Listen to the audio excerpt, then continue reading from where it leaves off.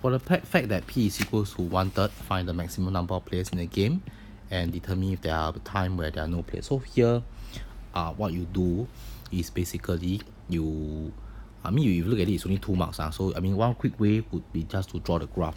Okay, so you substitute P equals to 1/3, then what will happen is your X, based on the earlier result from part 3, will just be 1/3 for GT square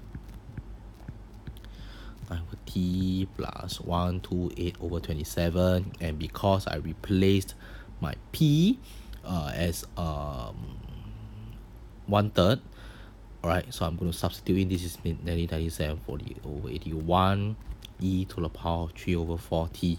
Okay, what I suggest is you just take this friend here, you go and graph it out on the GC.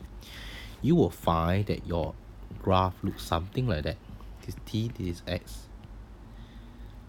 Okay, and x in t-intercept basically 4.35, 0. Maximum point is actually 2.87 and 3.65. Okay, so the maximum number of players in the game actually is 3.65, and in terms of 100,000, this means that the max number of players on the game actually is like 3.65 times 100,000, which is 365,000. Okay, would there be a time when there are no players in the game? Yes, it's possible, because this is basically here where there'll be a time, and the time is basically 4.35 months.